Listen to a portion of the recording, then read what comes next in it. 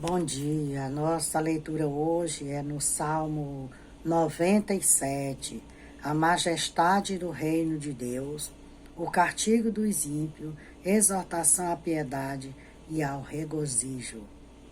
O Senhor reina, regozije-se a terra, alegrem-se as minhas muitas ilhas.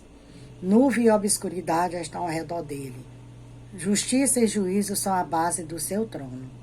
Adiante dele vai um fogo que abrasa os seus inimigos em redor.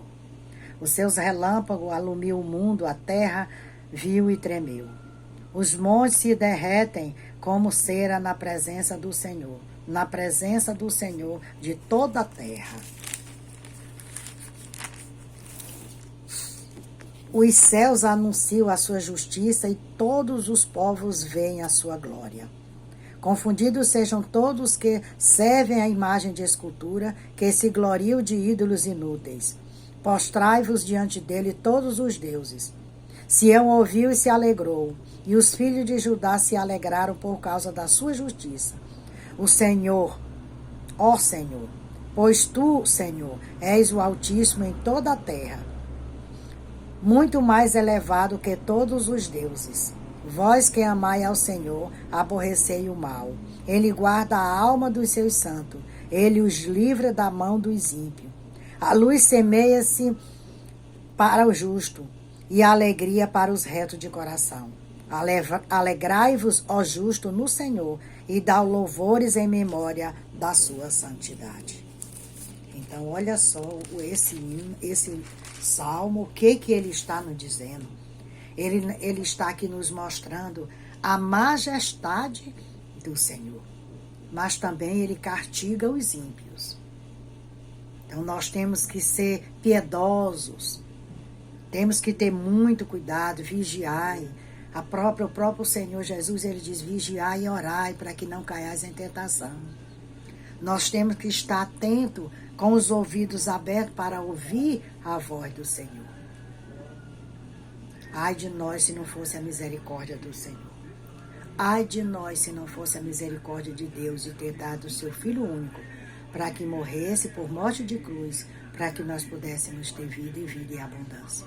Que é a nossa salvação, que é a salvação da nossa alma.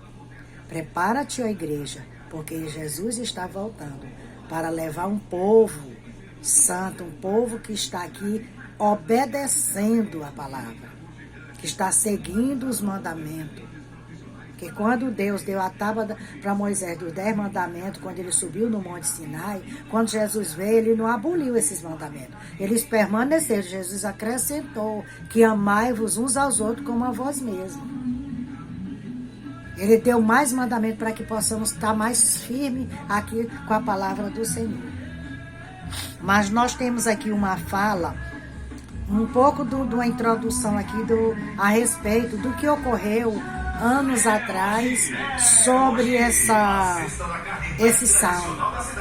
Ele comparou, o profeta comparou, os seus relâmpagos alumiam o mundo. Olha só, os seus relâmpagos alumiam o mundo. Certo dia, depois de orar por um homem que sofria de herpes de 25 centímetros, John G. Lake recebeu um telegrama em que se lia: Leque, as coisas mais raras aconteceu. Uma hora depois que você saiu, a marca de sua mão inteira ficou queimada sobre o tumor, com pouco mais de meio centímetro de profundidade. Lake, mais tarde, mencionasse esse poder em seus sermões, como o relâmpago de Jesus. Falo sobre a voltagem dos céus e o poder de Deus, pois há relâmpago na alma de Cristo. Ele cura os homens carnais. O pecado se dissolve e as doenças se vão quando o poder do Senhor alcança as pessoas. Lake também compararia a unção do Espírito de Deus com a eletricidade.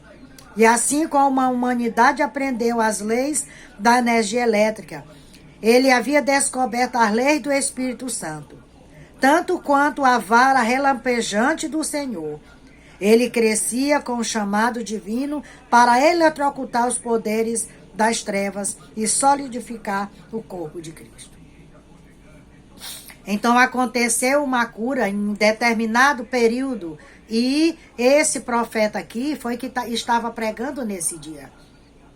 E você vê aqui a comparação que alguém fez, porque aqui não cita o nome de quem escreveu, mas diz que ele comparou a cura que aconteceu com aquele homem a um relâmpago de Deus.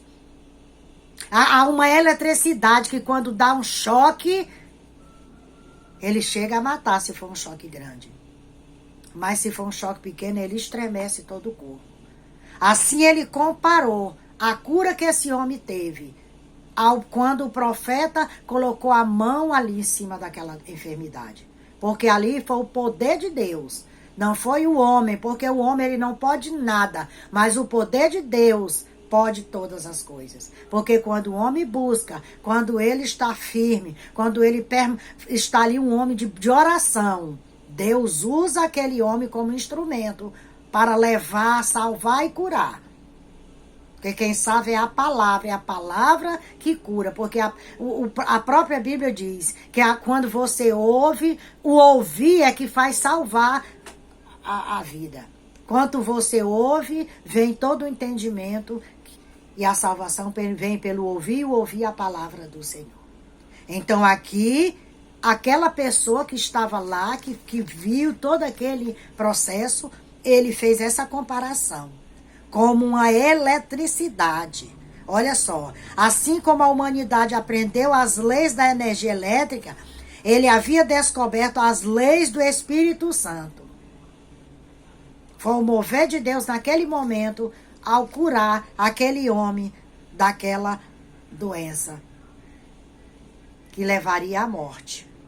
Mas naquele momento, Jesus Cristo trouxe a vida daquele homem, curando.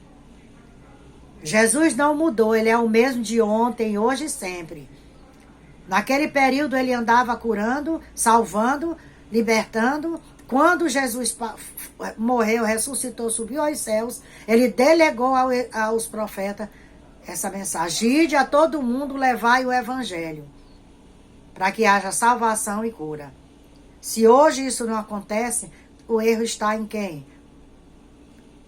Nos profetas que não estão buscando conforme a palavra, que não estão vivendo, porque Jesus está aí esperando um chamado para que ele possa derramar a cura sobre todos os enfermos.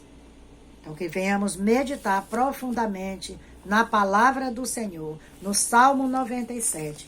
Mas vamos continuar buscando na palavra, porque é só ela que salva, que cura e que liberta. Primeiro vem o alimento espiritual e depois o físico. Todos os dias nós temos que levantar e nos alimentar fisicamente. Porque se não nos alimentarmos, nós chega um momento que o nosso corpo esmurece e desfalecemos. Assim é o alimento espiritual. Temos que estar alicerçados na palavra para que a nossa alma, para que o nosso espírito ele permaneça firme e forte às adversidades que temos aí, porque os sinais estão aí, os sinais estão se cumprindo. A palavra está se cumprindo e Jesus está voltando. Ele prometeu, Deus prometeu com certeza nos dar chuva de graça, nos mandar. Ele nos dá fortaleza e ricas bênçãos sem par. Então ele prometeu essa chuva de graça, mas para isso temos que buscarmos.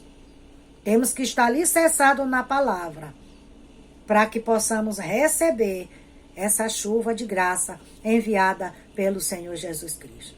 Que Deus nos abençoe, compartilhe os meus vídeos, Raimunda Nunes, mensagem de salvação. Leia a Bíblia, medite na palavra, alimente-se espiritualmente. Se o Senhor me permitir, amanhã estarei aqui novamente. Que Deus nos abençoe e nos guarde.